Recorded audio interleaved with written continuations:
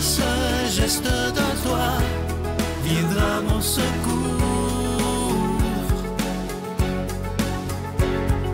Viens semer dans mon âme le grain de l'amour. Je traverse un désert et je meurs de soif. Montre-moi le mystère qui garde la foi. Bonjour et bienvenue à votre émission La Victoire de l'amour en ce mardi 18 octobre 2022. Déjà, l'année tire à sa fin. Déjà, l'automne est bien installé. J'espère que vous allez bien à la maison. On rejoint tout de suite pour sa chronique William Baudouin et à l'homélie, ce sera David Vincent.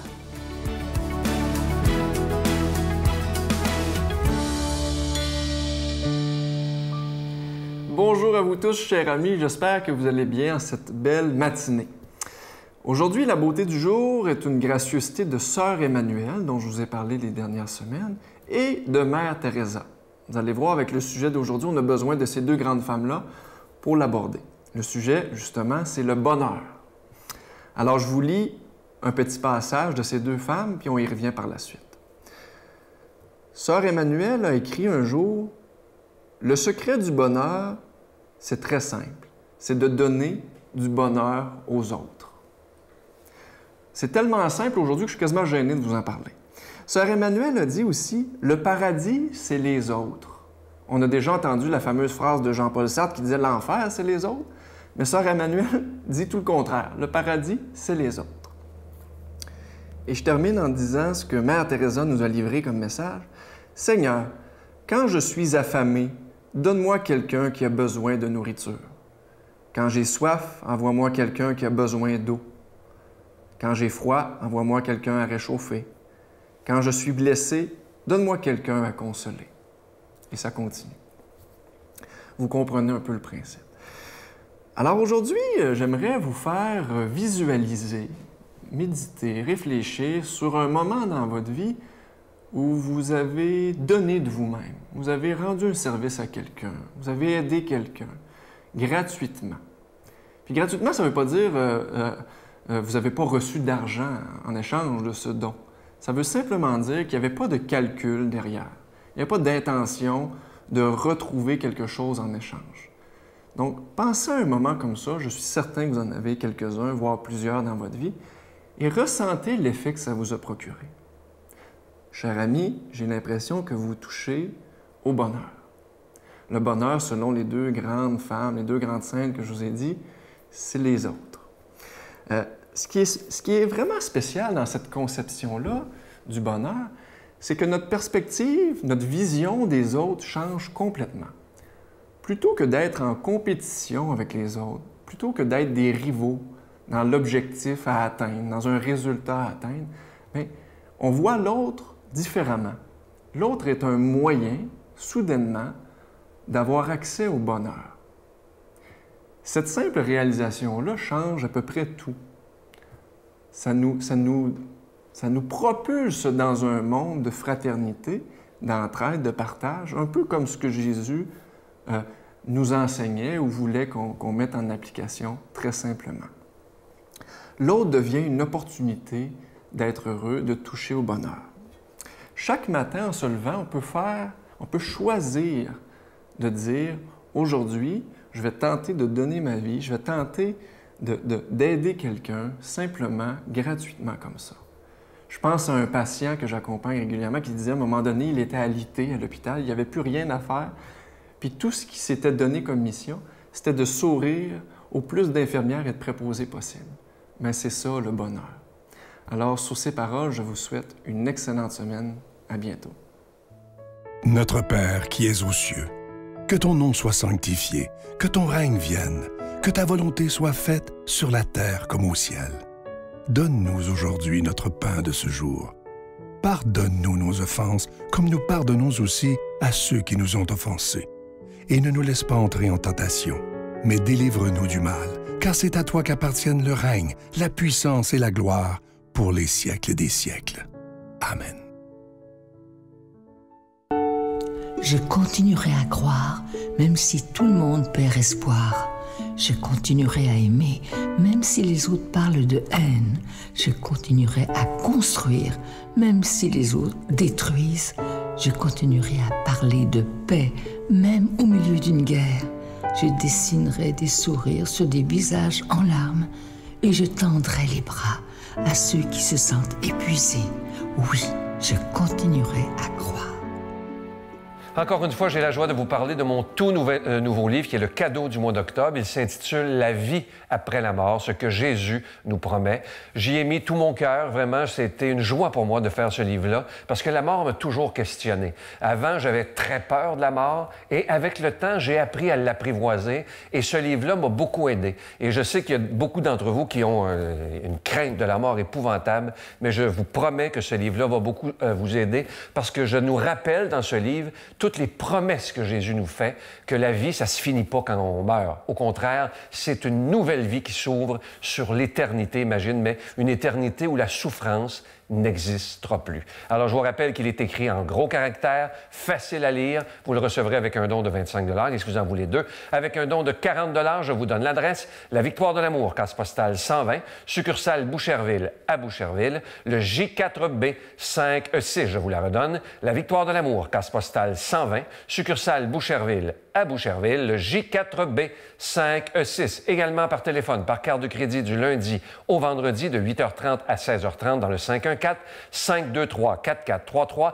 523-4433 ou sans frais le 1-888-811-9291, 1-888-811-9291 et aussi sur notre site Internet. Vous savez que c'est une façon extrêmement rapide, sécuritaire et efficace de faire votre don. C'est le www.lavictoiredelamour.org. Je vous rappelle le titre du livre, La vie après la mort, ce que Jésus nous promet. Merci de votre grande générosité parce que si la victoire de l'amour existe, c'est grâce à vous.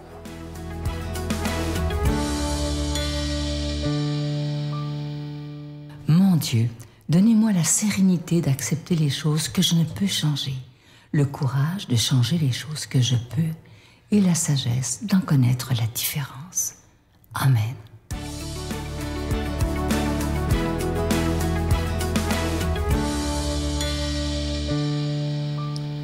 Bonne nouvelle de Jésus-Christ selon saint Luc.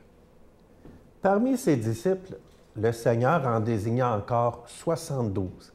Et il les envoya deux par deux devant lui dans toutes les villes et les localités où lui-même devait aller. Il leur dit, « La moisson est abondante, mais les ouvriers sont peu nombreux. Priez donc le maître de la moisson d'envoyer des ouvriers pour sa moisson. Allez, je vous envoie, comme des agneaux au milieu des loups. N'emportez ni argent, ni sac, ni sandales, et ne vous attardez pas en salutation sur la route. Dans toute maison où vous entrerez, dites d'abord « Paix à cette maison ». S'il y a là un ami de la paix, votre paix ira reposer sur lui.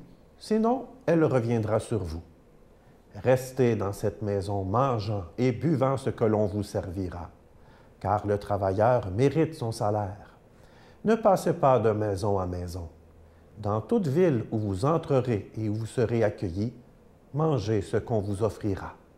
Là, guérissez les malades et dites aux habitants, le règne de Dieu est tout proche de vous. Acclamons la parole de Dieu. C'est une de mes pages d'Évangile, j'oserais dire, préférées que l'on vient d'entendre ensemble ce matin. Je l'aime beaucoup parce que d'une certaine manière, Jésus est en train de nous enseigner, comme il le fait à ses disciples, comment justement être chrétienne, chrétien aujourd'hui. Souvent, je rencontre des personnes qui me demandent comment faire pour faire aimer Jésus autour d'eux, pour le faire connaître, pour le faire aimer, que ce soit pour leurs enfants, leurs petits-enfants, ou des fois, comment être des témoins de Jésus-Christ aujourd'hui. Bien, Jésus nous donne concrètement la méthode dans l'Évangile qu'on vient d'entendre. Il prend la peine de Jésus de dire au début qu'il envoie ses disciples deux par deux. Bien, j'oserais dire aujourd'hui, travailler à la mission, annoncer Jésus-Christ, ce n'est pas quelque chose qui se fait tout seul dans son coin. Ça se fait d'abord en équipe, deux par deux. Pourquoi? Bien, parce que d'abord, quand on peut avoir le support, l'appui, l'écoute d'un autre, bien, ça nous sort de l'isolement. Et aussi, des fois, c'est le danger de penser que je suis tout seul à posséder la vérité. c'est important aussi de se laisser interpeller, questionner également par l'autre personne. Jésus ne nous envoie pas seuls, il nous envoie toujours en équipe. Et regardez comment que la plupart des paroisses ou des communautés également ne s'organisent pas tout seuls, mais évidemment en équipe, avec prêtres, agents de pastoral, ou avec d'autres personnes qui, au nom de la foi, décident de s'engager. Oui, travailler à l'Église, c'est une affaire d'équipe. Ensuite, Jésus dit « Priez le maître de la moisson ». Eh bien, j'oserais dire, la première chose qu'on doit réaliser comme chrétien, chrétienne, quand on veut surtout le faire connaître, le faire aimer, eh bien, c'est la prière. C'est d'abord le premier outil qu'on a à se servir, celui de nous tourner vers celui qui nous envoie en mission, au nom de qui je suis là aussi. C'est pour qui que je veux travailler? C'est au nom du Seigneur. De prendre le temps avec lui pour lui confier ce que je vis, pour lui dire merci aussi. Un autre outil important. Jésus prend la peine de dire qu'il en envoya pas 4, 5, 6, pas 10, 12, 72. D'une certaine manière, Jésus est en train de dire que l'évangélisation, le faire connaître et l'aimer, ce n'est pas l'affaire juste d'une petite gang de spécialistes, mais c'est la responsabilité de chacune et chacun d'entre nous. Tout baptisé, nous sommes responsables de le faire connaître et de faire aimer Jésus-Christ, de répandre la bonne nouvelle autour de nous, avec nos talents, nos qualités, nos charismes, avec mon expérience, mon histoire. On a trop longtemps pensé que, dans le fond, c'était réservé simplement à une petite clique, dans le fond, de réaliser la mission de Jésus-Christ ou de construire son royaume. Non, chacun de nous, nous pouvons le faire. Jésus continue en disant « N'apportez pas de gros bagages ». C'est la simplicité. Des fois, on a l'impression qu'il faudrait déployer d'immenses moyens, qu'il faudrait avoir des choses exceptionnelles. Le plus bel outil qu'on a à se servir, c'est nous-mêmes. Et c'est souvent dans le cœur à cœur également que ça se passe. Et enfin, je vais conclure avec ça. Jésus dit « Apportez la paix, guérissez ». Le principal, quand on travaille au nom de Jésus-Christ, quand on se reconnaît comme missionnaire, bien, c'est simplement de faire le bien autour de nous, d'être sensible aux personnes, de vouloir les soulager. C'est très concret d'une certaine manière. Simplement lire les évangiles, on prend conscience que la manière que Jésus agit, elle est toute simple. Dans l'écoute, dans la présence, dans l'attention, dans l'amour, dans l'affection. Eh bien, la plus belle manière, j'oserais dire aujourd'hui, de pouvoir faire connaître, d'être des missionnaires avec les qualités et les talents qui nous sont donnés, bien, c'est justement d'être présent à la vie d'aujourd'hui avec ce que nous sommes. Oui, c'est une page d'Évangile qui nous est donnée aujourd'hui. Il y a beaucoup de choses là-dedans. Quelle phrase, quel mot, dans le fond, te rejoint plus particulièrement aujourd'hui? D'être en équipe, la prière, de reconnaître dans le fond que toi aussi tu as ta responsabilité, la simplicité ou de faire le bien. Eh bien, choisis un élément et mets-le en pratique pour toi aussi, être missionnaire. Au nom du Père, du Fils et du Saint-Esprit, bonne journée. Je vous salue Marie, pleine de grâce. Le Seigneur est avec vous. Vous êtes bénie entre toutes les femmes, et Jésus, le fruit de vos entrailles, est béni. Sainte Marie, Mère de Dieu, priez pour nous pécheurs, maintenant et à l'heure de notre mort. Amen.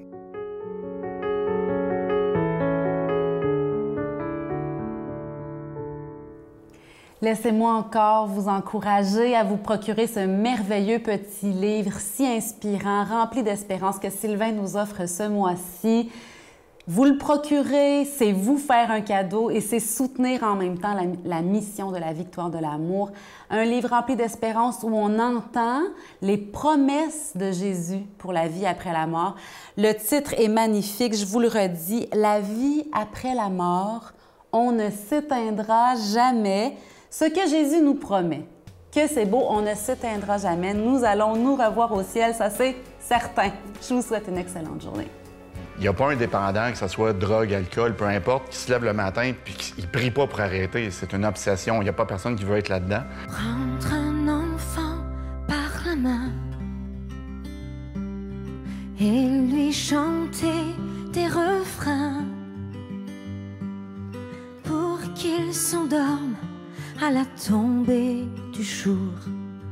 Prendre un enfant par l'amour. Prendre un enfant comme il vient